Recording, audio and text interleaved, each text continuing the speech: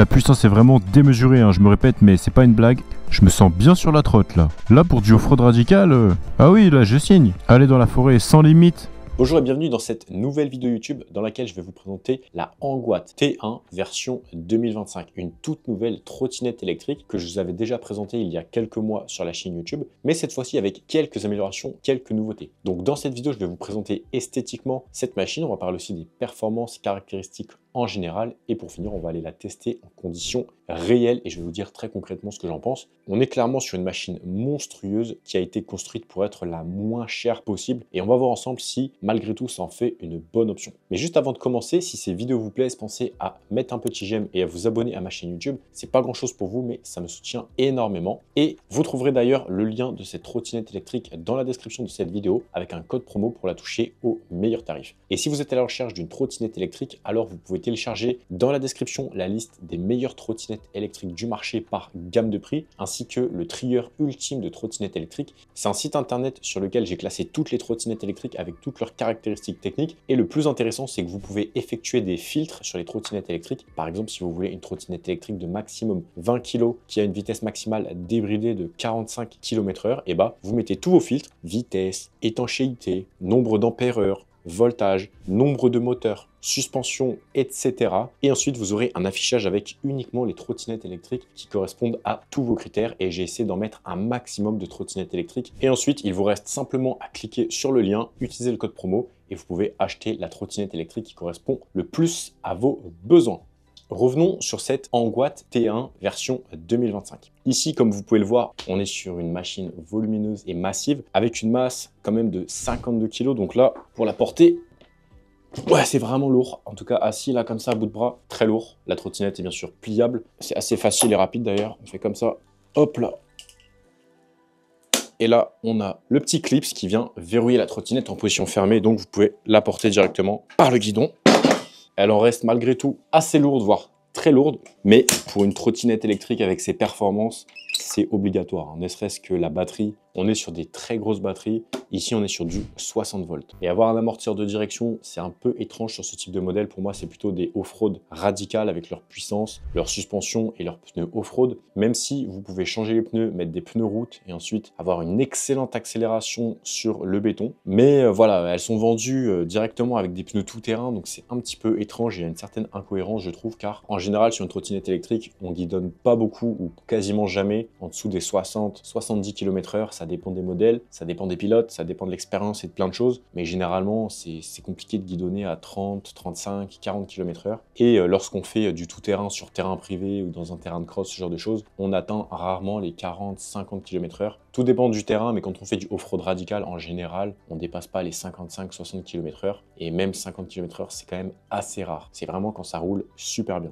Donc un peu surprenant cet amortisseur de direction, mais bon, on va dire que ça rajoute un petit style un peu sportif, un peu racing, mais ça vous permet d'être prêt si vous voulez mettre des pneus lisses pour rouler sur route, comme des PMT pour rouler sur la piste, sur circuit, sur terrain privé par exemple. D'ailleurs, c'est un petit peu dommage, mais comme vous pouvez le constater, l'amortisseur de direction vient quand même beaucoup diminuer le rayon de braquage. On fera des tests tout à l'heure en conditions réelles, mais le rayon de braquage, il est assez petit. Donc ça, il faudra voir si ça ne va pas poser des problèmes, notamment en tout terrain.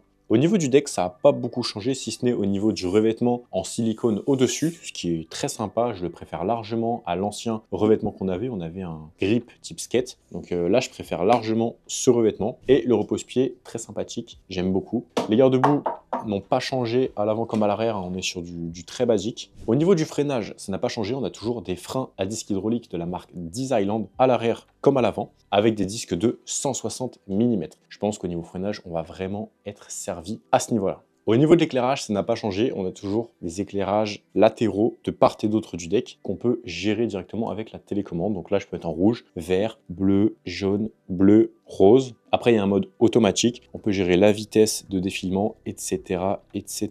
À l'arrière, on a des petites LED qui sont allumées en permanence quand vous allumez les feux. Et quand on freine, on a une deuxième LED qui vient s'éclairer beaucoup plus fortement. On a des clignotants à l'avant, gauche, droite, qui font un bip assez horrible lorsque vous les utilisez. Et à l'arrière, on a un clignotant couleur rouge, donc assez dommage à ce niveau-là. J'aurais préféré avoir un peu de cohérence dans les couleurs entre les clignotants avant et les clignotants arrière. Mais bon, au moins on a de la luminosité, de l'éclairage, donc c'est mieux que rien. À l'avant, on a une belle fourche en T, vraiment massive et qui a l'air très solide, avec les suspensions qui sont ici, donc on est sur une fourche un petit peu comme sur les motos. Et à l'arrière, on a aussi une suspension qui, elle, n'est pas réglable. Sur l'avant, on a deux LED comme ça qui éclairent beaucoup. Donc là, il n'y a pas de problème à ce niveau-là. Ça éclaire un peu haut d'ailleurs. Il faudrait que je le baisse pour ne pas éblouir les gens sur la route. Moteur dans la roue avant de 3000 watts. Moteur dans la roue arrière de 3000 watts également. En termes de puissance, je peux vous dire que ça va arracher vraiment comme il faut.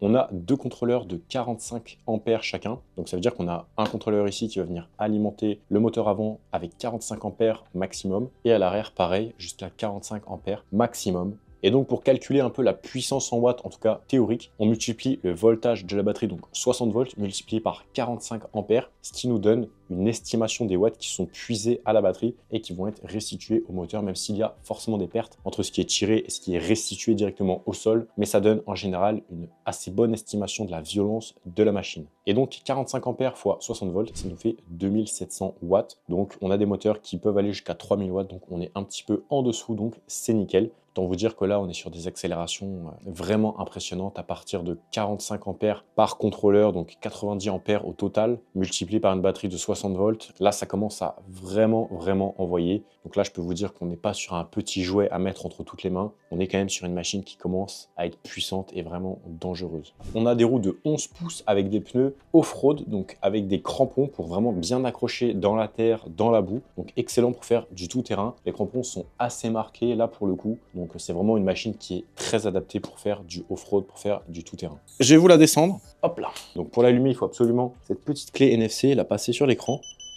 Et là, votre machine est prête à rouler directement, elle est allumée. En mode 1, vous pouvez passer mode 1, 2, 3, 4, 5. Donc là, quand j'accélère, ça reste sur 0 km/h parce qu'il y a uniquement la roue arrière qui tourne. Et quand je passe en dual motor, dans ce cas-là, la roue avant tourne. Donc les km/h s'affichent directement sur le compteur. La trottinette n'est pas bridée d'usine à 25 km/h, donc vous pouvez aller à au-delà de 25 km/h lorsque vous la recevez. Je vais vous montrer.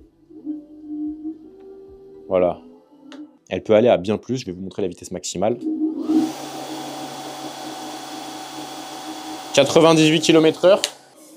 Ça fait pas mal de vent dans le studio, mais vous pouvez la brider via les réglages avec le réglage P6 pour la brider à 25 km/h. C'est d'ailleurs ce que je vais faire personnellement pour le test de cette machine. Je vais la brider à 25 km/h quand je vais aller l'essayer en extérieur. Juste ici, on a les poignées de frein et là, vous avez une petite molette pour gérer directement la course du frein, c'est-à-dire la distance entre la poignée lorsqu'elle est relâchée et le moment où vous êtes en freinage comme ça. Donc cette distance-là, vous pouvez la régler directement avec cette molette. Donc là, je vais la serrer fort et vous voyez, je fais un tout petit mouvement, donc j'ai diminué la course du frein avec cette molette. Et si vous voulez une plus grande distance, vous desserrez, et là, on va avoir une bien plus grande distance. Moi, j'aime bien quand la distance est très courte, donc je vais serrer comme il faut. Et là, vous voyez, j'ai une toute petite distance de freinage. Ce qui ne veut pas dire que ça freine moins bien, ça freine tout aussi bien, c'est juste la distance qui est réduite.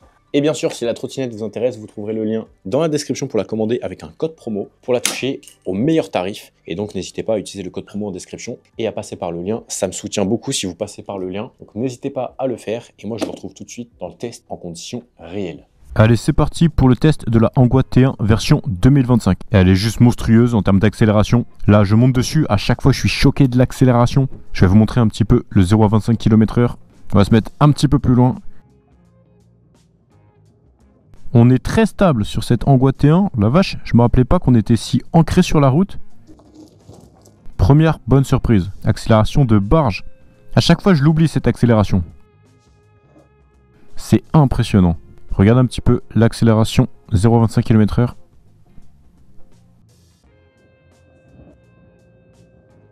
On les arrache les 25 km/h. L'accélération est invraisemblable. Ceux qui veulent de la puissance pas chère, pour le moins cher, je dirais même, la Angua T1, c'est une référence. Oh, elle est brutale cette trottinette, mais j'en reviens pas. À chaque fois que je la réessaye, je sais pas s'ils ont encore augmenté la puissance des contrôleurs, j'en sais rien, mais c'est juste un choc à chaque fois quoi. Mais on pourrait se dire c'est bon, ça fait déjà 3 fois que tu l'essayes. Ouais, mais je suis toujours aussi choqué. Elle est très stable. Avec les pneus off-road là, vraiment idéal pour faire du tout-terrain. Aller dans la forêt sans limite. Parce que là, la puissance, la vitesse maximale. Alors bien sûr, la trottinette est bridée à 25 km/h pour ce test. Vous aurez toutes les informations dans la description de cette vidéo avec un petit code promo pour la toucher au meilleur tarif. Donc n'hésitez pas, si vous voulez vous faire plaisir avec une trotte d'une brutalité impressionnante, à un tarif défiant toute concurrence. Là, on est vraiment dans un environnement fait pour la trotte. On est dans un endroit où il n'y a vraiment aucune limite. C'est facile avec cette trotte. Elle est grosse, mais elle saute, hein. Quand tu vas aller à gauche, il n'y a plus de chemin. C'est toi qui fabriques le chemin. Tu passes 3-4 fois avec la trotte et il y a un chemin. Tellement elle arrache tout. Putain, la montée! Mais est-ce que vous vous êtes rendu compte à la vitesse à laquelle je l'ai montée? J'ai cru que j'étais en x2. Sur YouTube, j'ai cru que j'avais mis la vitesse en x2. Mais alors ceux qui ont regardé la vidéo en x2, vous avez rien vu, je pense. Est-ce que vous vous rendez compte de la brutalité de cette machine? Et elle a aucune limite. Waouh! Ah, la trottinette vient de s'éteindre brutalement. Alors mon pronostic, est-ce que c'est les moteurs qui ont coupé? Est-ce que c'est les contrôleurs qui sont en surchauffe? Ou est-ce que c'est ce NFC bas de gamme? Est-ce que ce serait pas juste le NFC qui est venu s'appuyer sur l'écran et qui est venu éteindre la trottinette pendant que je roulais? Ce qui peut être dangereux. Là, je vais repasser en mode 5, en mode dual motor. Je mets le masque ici pour pas qu'il y ait de la boue qui vienne abîmer l'écran. Parce que là, en mode tout-terrain, je peux vous dire que la boue, elle vole. Allez, on reprend. Alors, je sais pas si la dernière fois, je l'avais testé dans d'autres conditions, là, en Guat. Mais là, je peux vous dire qu'aujourd'hui, elle me met une baffe énorme dans la gueule. Ouah, la vache! Elle est terrible, hein, cette trottinette. À ne pas mettre dans les mains d'un débutant. Vraiment, c'est ultra dangereux. Cette trottinette, elle est dangereuse. Elle est à un prix impressionnant. C'est pas cher et c'est dangereux. C'est une machine off-road quand même radicale. Même si l'amortisseur de direction est gênant parce qu'il vient réduire le rayon de braquage de la trottinette. Et je trouve ça un peu gênant en tout terrain. Mais regardez la montée. Putain! J'ai l'impression que je suis en x2 les gars. Je sais pas si vous êtes choqués comme moi de la vitesse à laquelle je prends cette montée. Mais j'ai l'impression que j'accélère en descente quand je prends cette montée. Tellement ça angoisse. Wow! Je sais pas s'ils ont augmenté la puissance, mais je peux vous dire que cette trotte vous réveille instantanément. Je sais pas ce qui s'est passé entre la nouvelle version et l'ancienne, mais vraiment, c'est pas la même. Là, il fait beau, le sol il est sec, donc je me fais peut-être plus plaisir, j'ai peut-être une meilleure accroche au sol. Allez, là, bout. Vitesse constante. Mais je peux vous dire que la trotte là, elle me rend vraiment heureux. C'est peu de le dire. Vous avez vu comment ça burn en permanence? Oh la vache! Putain! La machine pèse 50 kg hein, quand même. Là on dirait que je joue avec comme si c'était un jouet. Mais j'ai 50 kg au bout des bras. Hein. Pour du off-road radical, elle est plus que validée. Hein. Regardez, démarrage en côte comme ça, 0 km/h. Un petit coup de gaz. Enfin là j'accélère au max. Hein. Qu'on se le dise. Waouh! Je me sens bien sur la trotte. Hein. Vraiment là pour du off-road radical. Alors là ouais je signe. Hein. Mais regardez ce que je viens de faire. Je viens de briser une branche qui était elle-même dans les feuilles. Cette trottinette est démentiellement puissante. Bon, le rayon de braquage il est pas énorme mais ça suffit quand même pour tourner à 90 degrés. Même lentement, la trotte est vraiment violente. On dirait une Thunder Off-Road à 1000 € et quelques. C'est clairement invraisemblable. La puissance qu'elle a à ce prix là, trop de puissance à un tarif trop accessible, ça me fait vraiment peur en fait. Je me dis mais les gens ils vont acheter ça en première trottinette et ils vont foncer dans un mur quoi. Sur terrain privé hein. Parce que ce qu'elle envoie, je peux vous garantir que c'est pas humain. Là, c'est 60 cyclistes en cumulé, c'est n'importe quoi. Par contre, au niveau du confort de conduite, des suspensions, en fait, j'en parle même pas depuis le début, parce qu'on est super bien. On ne sent pas le rebond des suspensions, donc on n'y pense pas, mais on ne sent pas non plus les chocs de la balade, et donc on n'y pense juste pas. Donc ça, c'est pas mal aussi. Le freinage, pareil, il est juste excellent. C'est du Disneyland le freinage, on peut régler la course du frein. C'est le top du top, hein, vraiment. Alors la trottinette n'est pas parfaite, hein. Détrompez-vous si vous pensez que je le pense.